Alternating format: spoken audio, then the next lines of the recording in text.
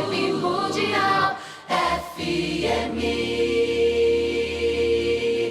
Semana passada a gente falou bastante sobre Exus e vou voltar nesse assunto mais pra frente. Só que teve, e se você perdeu esse programa, você pode também ver. Esse programa tá também no meu Instagram, ricardoida.oficial, ou no YouTube, Portal dos Espiritualistas. Mas as pessoas também perguntaram muito sobre os pretos velhos, né? Quem são esses pretos velhos? Mais interessante que eu vou contar para vocês uma coisa que pouca gente sabe. Pouca gente sabe que Kardec conversou com pretos velhos. Isso mesmo, Allan Kardec, o fundador do kardecismo, o espiritismo, trouxe aí uma reunião em março de 1859, que eu vou falar daqui a pouquinho, e teve contato com os pretos velhos pela primeira vez, muito antes até do primeiro preto velho oficialmente se manifestar na Terra, que foi Pai Antônio, através do médium Zélio Fernandino de Moraes, em 1908. Mas quem são os pretos velhos? Bom, eu acho que eu tenho uma certa propriedade em falar dos pretos velhos, até porque Pai Antônio de Angola, que é o meu guia, né, ele é quem dirige os trabalhos juntamente com o Pai João, do CELV, Centro Espiritualista Luz e Vida. Então eles têm passado durante todos esses anos muitas informações sobre a linha de trabalho dos pretos velhos. No geral, eles são muito especializados, são espíritos especializados em cura, né? Até porque, na última encarnação, muitos, né, enquanto pretos velhos, foram benzedeiros, parteiros, né, rezadores. Mas a gente não pode esquecer que os espíritos se manifestam como eles quiserem no plano espiritual, né? Eles assumem a forma que eles quiserem. Então, muitos também já foram médicos, né, em outros países, em outras vidas, não é? Então a gente sabe de vários pretos velhos que foram médicos europeus ou que foram médicos brasileiros, mas que vêm depois incorporar nos terreiros e nos centros, nessa forma de preto velho, até para manter seu trabalho anônimo, né? Eu acho uma das discussões que já está bem ultrapassada, eu vou falar mais para frente hoje ainda nesse programa sobre isso, até trazendo uma frase aí do Chico Xavier sobre Umbanda. É aquela história de falar assim, porque os pretos velhos, eles são piegas, não sei o quê, que coisa, por que se apresentam dessa forma? Eu explico isso no meu livro, tem um livro, Guia para quem tem guias, Desmistificando a Umbanda, que muitos espíritos de alta luz, de alta posição no plano espiritual, eles se manifestam nessa forma justamente como uma maneira de mostrar humildade, discrição, né? E até, de certa maneira, falar com as pessoas também mais simples, porque a Umbanda fala desde milionários até pessoas simples, de uma maneira que se faça entender. Então você pode ir lá, eu já falei isso várias vezes, você pode ter espíritos de pretos velhos que não necessariamente não foram nem pretos nem velhos na última encarnação, né? Eles podem ter sido mulheres jovens, japoneses, né? Não importa, mas eles assumem essa posição, essa forma, porque os espíritos podem assumir a forma que eles quiserem, isso Allan Kardec deixa muito claro no livro dos Espíritos. Eles podem assumir a forma que eles quiserem para se apresentar. Então, por que não pode se apresentar de preto velho, mas pode se apresentar de freira, pode se apresentar de senador romano, pode se apresentar de médico alemão, pode se apresentar de índio, pode se apresentar de cigano. Cada um se apresenta do jeito que quiser, né? Enfim, não tem. Os espíritos têm essa, que a gente vai falar um dia, sobre a possibilidade de modificação do seu corpo perispiritual. Mas isso aqui não é o tema disso. Então, os pretos velhos assumem a forma que eles quiserem, mas muitos realmente tiveram uma experiência ligada à medicina. Embora a Umbanda não possa. Não é que ela não possa, ela não se prontifica, não é papel dela. Ela apoia as curas, mas ela valoriza principalmente a medicina tradicional, não é como forma de cura, porque se a medicina existe, se a ciência existe, ela deve ser utilizada.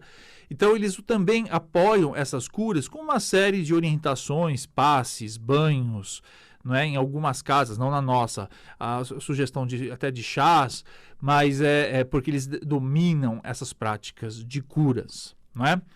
E aí, só que eles não vêm só para um trabalho de cura, né? A cura física.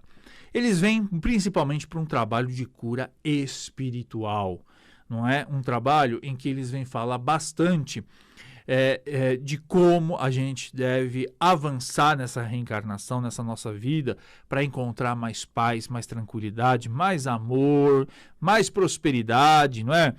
Prosperidade no sentido mais amplo, de realização, de tranquilidade, de sabedoria. E eles vêm trazer essas lições de uma maneira muito profunda, mas também de uma maneira de fácil compreensão. A primeira coisa que pretos velhos gostam de trabalhar e falar é sobre o valor da liberdade. Até porque, obviamente, quando eles se apresentam nessa forma de ex-escravos, não é? Eles estão mostrando que muitos deles, como o pai Antônio, realmente foram escravizados na última encarnação e aprenderam que muitas vezes o homem hoje, homens e mulheres que não têm, graças ao bom Deus, graças a Jesus, não existe essa escravidão. Existe infelizmente, bandidos aí que escravizam pessoas, né? Mas não é o caso, mas é contra a lei, né? Graças a Deus existem policiais, as autoridades que estão combatendo a escravidão humana ainda. Mas muitos de nós, hoje, que somos aparentemente livres, ainda insistimos em manter correntes que nos prendem a situações passadas e a pessoas. Então, pretos velhos dizem muito hoje o quanto que nós, que não temos, né, os mesmos grilhões, as mesmas correntes que eles tinham na época, há 200 anos atrás, há 300 anos atrás, o quanto que nós buscamos, não é, estarmos aprisionados a mágoas, a rancor, a pessoas, né, a situações materiais e que nos levam a muita desilusão, né? E que trazem a desilusão. Então, os pretos velhos trazem muito essa noção de que hoje nós próprios somos os nossos próprios prisioneiros. Né? Porque a gente deveria ter uma vida muito mais livre, a gente deveria ter uma vida muito mais abençoada, a gente deveria ter uma vida muito mais aberta, mas a gente insiste em manter certos preconceitos, certos medos, certas mágoas, e eles vêm falar sobre isso. Libertem-se de tudo isso. A segunda coisa que eu acho muito interessante, as pessoas, elas quando vão num terreiro, elas acham que os Exus, né, que os caboclos, né, que o boiadeiro, que os espíritos de Ogum, não orixá, são símbolos de guerreiros. E eles pensam que os pretos velhos não têm nada, não entendem nada, não podem ensinar nada no sentido da guerra, da batalha e da luta. Grande engano, lei do engano. Um grande guerreiro, ele precisa ter, mais do que força física, um grande guerreiro, ele precisa ter 3 coisas. Ele precisa ter coragem, esse é o primeiro ponto. Segundo ponto, ele precisa ter inteligência. E terceiro, ele precisa ter resistência. O que é resistência? É a perseverança, é saber que ele não pode desistir, não é? Quando ele está batalhando, quando ele está lutando por algum sonho. E nessas 3 questões, coragem, inteligência e resistência, os pretos velhos são mestres. Eu vejo muita gente, né, e eu tenho, não é à toa que eu tenho um mentor, que é o pai Antônio, que é um preto velho que é de uma paciência do tamanho de um mundo, porque eu não sou uma pessoa muito paciente, e é por isso que os guias são escolhidos a dedos justamente para serem nossos mestres e nossos professores. Então a gente tem aquela ideia. Eu até estava aqui com o Jean Louros, meu querido Jean Louros, que às vezes a gente que é grande, né? A gente quer dar. Quando a gente vê uma coisa, a gente vai com. A gente nem mede nada, a gente vai mesmo. Vamos mesmo. Se não é tu, vai tu mesmo, e a gente vai e enfrenta qualquer situação. E a gente, veja, nesse mundo, realmente, o que eu já passei aí, se tem uma coisa que eu tenho é fé e coragem para enfrentar as situações. Só que, às vezes, eu não tenho paciência, resistência, no sentido de me manter na tranquilidade mesmo diante de uma situação que merece paciência, espera, resiliência, né? O que é resiliência? Aguentar a pressão. Né? E eles ensinam muito isso. Então, um grande guerreiro, como eu vou repetir várias vezes, ele precisa de coragem, ele precisa ter força às vezes, não é necessariamente força física, mas precisa ter força no sentido também da resistência, não é?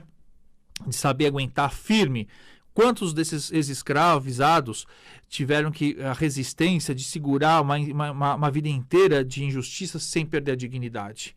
Né? Na paciência e sabendo agir e sabendo enfrentar situações sem perder a compostura, mantendo a sua firmeza espiritual, mantendo a sua luz diante de injustiças absurdas, mas se mantiveram, e é por isso que hoje estão aí como espíritos de luz ensinando muita gente, porque não basta você decorar o evangelho, não basta você decorar a Bíblia e ficar repetindo que nem aí um papagaio.